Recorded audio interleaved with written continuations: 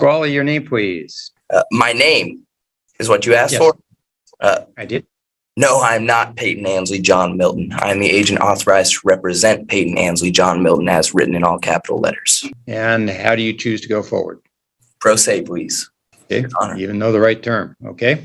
And there's no victim in this alleged crime. I might preface this with, I have gone to anti-kidnapping training. I was inhumanely subject to what I would define as torturous action. I am not represented by anybody besides myself in my sovereign capacity. Appreciate you. Thank you, Your Honor. I did have an opportunity to speak to him. I read him the reports. Who is him? Don't interrupt. I'm letting I read him. You just sit quietly. Thank you. I read him the report so that he will understand the charges against him. He didn't wish to hear anything more about his rights, and he does not wish to be represented. Thank you.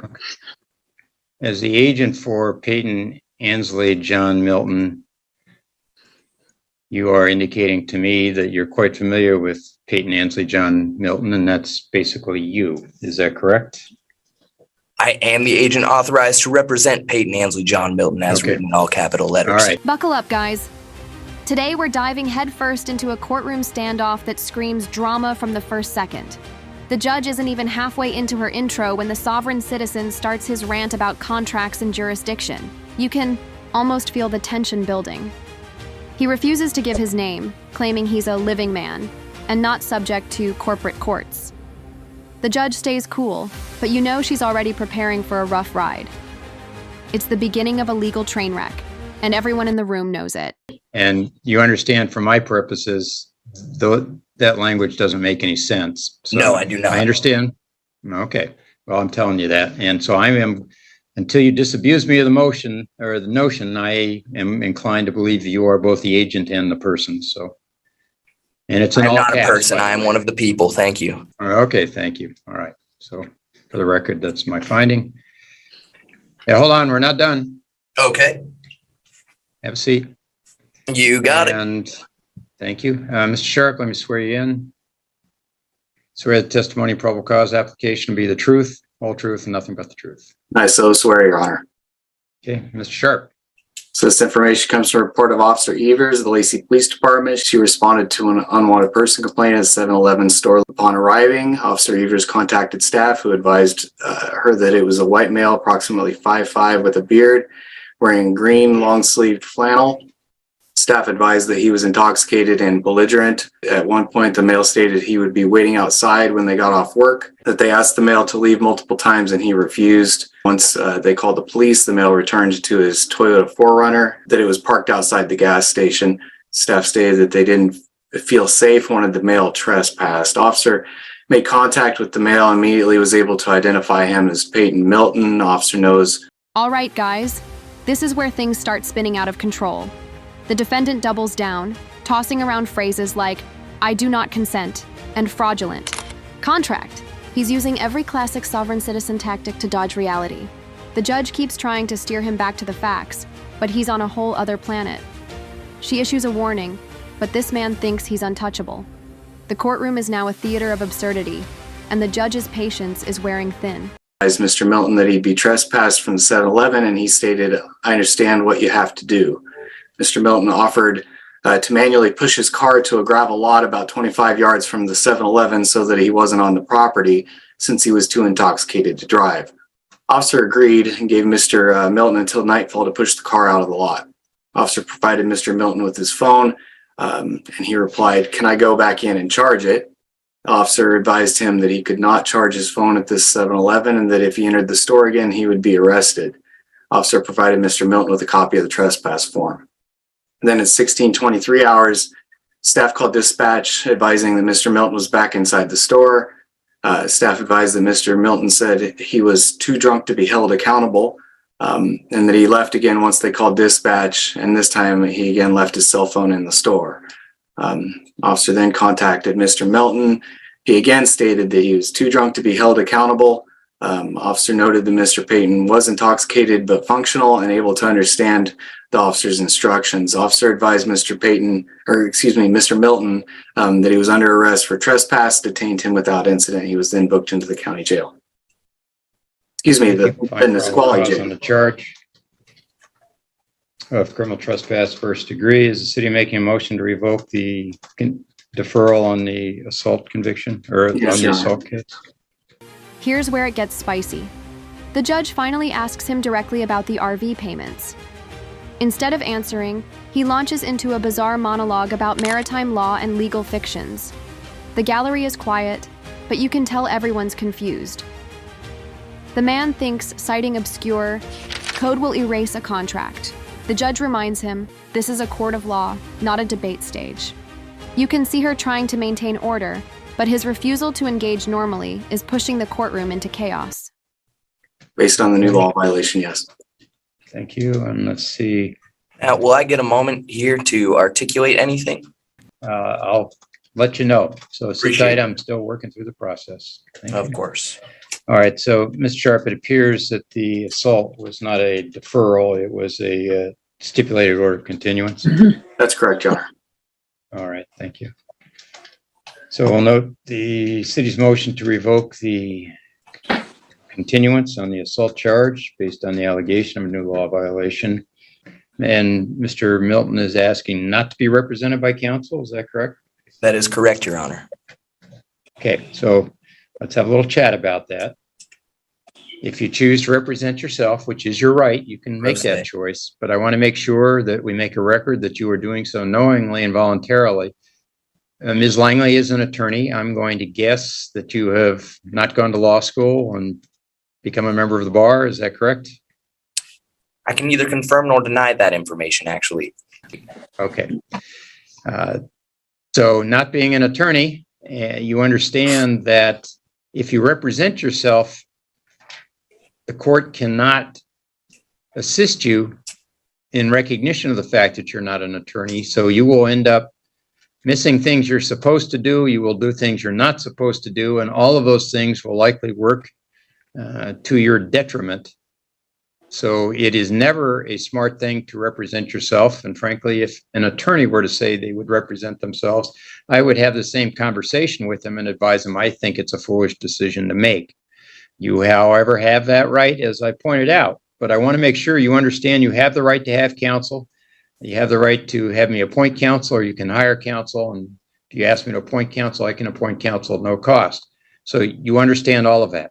I appreciate that, and I do. Thank you. And how do you choose to go forward? Pro se, please. Okay, Your Honor. you even know the right term. Okay. Your Honor, I'll require 4 to 6 hours of unhindered internet access so that I can properly represent myself. If you would Okay, did you write that read- into a court Read your order. form on your constitutional rights. Did I read my form? I don't believe I was provided anything, Okay, is there a corrections officer there? Mr. Upton. Yes, Your Honor. Let's present Mr. Milton a copy of the rights form and have him read it. And then he and I can talk about it. Yes, Your Honor. There's one taped to the desk right in front of me. Okay, why don't you take a minute and read it? Let me know when you're done reading it. I haven't we're been waiting. Mirandized, so it's hard for me to even start since I can't technically be charged with anything. Now we're deep in the weeds. The judge tries to move forward with the hearing, but the defendant won't stop interrupting. He claims the court has no standing and calls the proceedings a sham. The bailiff shifts his stance. You know something might go down. The judge, staying composed, gives him one last chance to participate respectfully. But the man's too far gone in his fantasy law world. The judge's tone changes. It's game over if he keeps this up. And there's no victim in this alleged crime. I know all I'm asking right now is for you to read the rights and tell me that you have done so. All right.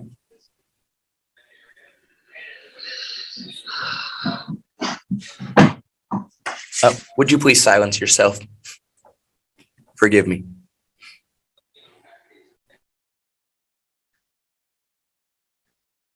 And actually, Ms. Langley, if you'll unmute, because I have some questions for you regarding other cases.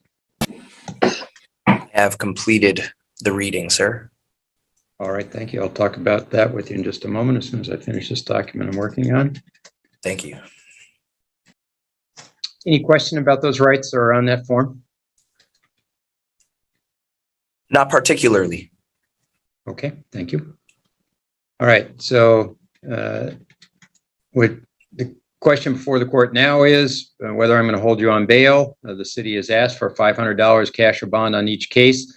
Just address that issue. Don't address the underlying facts, because to the extent that you do so, any statement you say regarding that can be used against you on these cases. So right now, just address the issue of whether you should be released or not.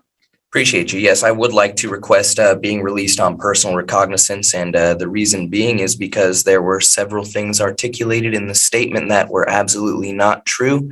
For one, Things are reaching a boiling point. The man continues refusing to recognize the court's authority, and the judge has had enough. She warns him again that he's in contempt, but he responds with, "I am a free man, not a subject." You can feel the shift. This isn't just ignorance, it's defiance. The judge slams him with reality, clearly stating the law and his obligations, but he's still convinced he's above it all. The room tightens. This is legal delusion at its peak. Okay, hold on. Possession of a no worries. I was not in possession of a cell phone, as I had my vehicle, my phone, my computer, my passport, and every physical possession stolen from me last time I was under arrest for defending a senior citizen in this community. The same day that Officer Tittle refused to search the man who stole my key. Okay, anything else? That's it for now. Okay.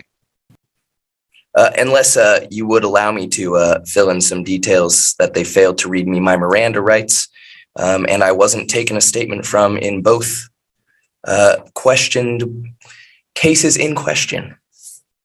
All right. So what the case of Miranda tells us is that if you make any statements while under arrest prior to being read your Miranda rights, the prosecutor is limited in its ability to present those statements to the court. It doesn't have any other purpose other than whether something you say can be used against you. That's the whole purpose of Miranda. I've explained that to you now, but I just want to make sure.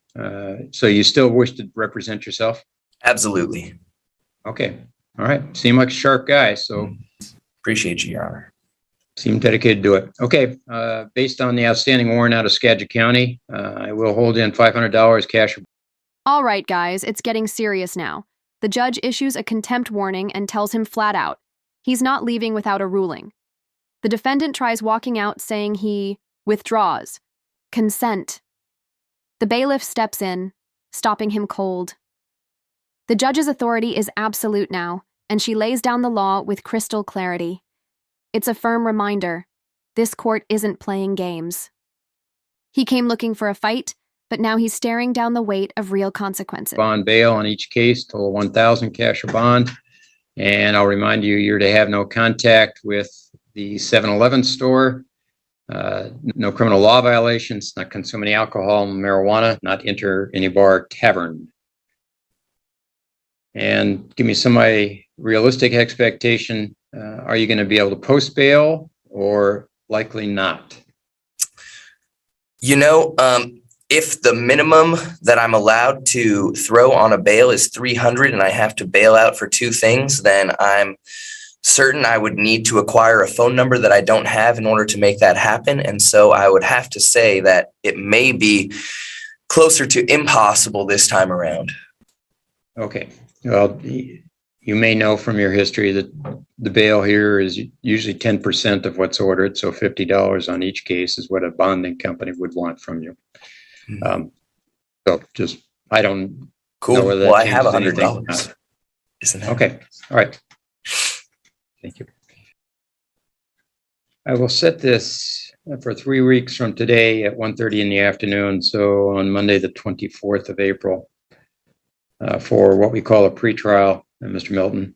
And at the pretrial hearing, you will have received information from the city prior to that as to any offer to settle the case. Just so you know, you don't have to accept it, but they will be contacting you. This is the moment the fantasy crashes. The defendant stands frozen as the judge orders a judgment against him. She outlines the RV debt, interest, and legal fees. Everything he tried to deny is now officially stamped into reality. He mumbles something about violation of rights, but no one's listening. The judge signs off with finality, and it's clear. His pseudo-law jargon just cost him big. This isn't internet theory. This is real-world accountability. You to give you whatever offer they have. And then you'll tell the court at that time whether you wish to accept the offer and enter whatever arrangement is made, or whether you wish to go to trial. So that'll be what we discuss on the 24th. Awesome. In the meantime, will I be allowed 4 to 6 hours of unhindered internet access so that I can represent myself? Yeah, I do not regulate the jail, so you're going to have to talk to the folks at the jail. If you write it as a court order, I'm certain that they will be more likely to comply than if you don't. All right, I'm not going to write it as a court order. Like I say, I don't mess with how the jails run their jail, but speaking of, by the way, Mr. Sharp has heard you, and we'll go forward that way. On a side note, if I may, Your Honor, during intake, and I might preface this with, I have gone to anti-kidnapping training. I was inhumanely subject to what I would define as torturous actions. It was by C.O. Patero.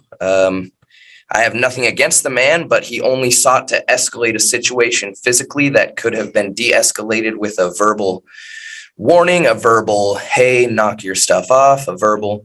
And I was completely compliant physically, as you can see on camera if you look in holding C on the night that I was intaken. And when I was asked to be picked up and seated, they had refused and told me on their paper that they checked on me every 15 minutes when I was checked on about 3 times the first 2 hours and about twice in the last half an hour. All right, guys, we've reached the final blow. The man stands silent, stunned by a legal system he thought he could outsmart. The judge wraps up, giving one last nod to the importance of respecting court procedure. As the bailiff escorts him out, the lesson is clear. Made-up laws don't hold weight here. This courtroom just gave a masterclass in how not to act under pressure. Don't forget to like the video, subscribe to the channel, and we'll see you in the next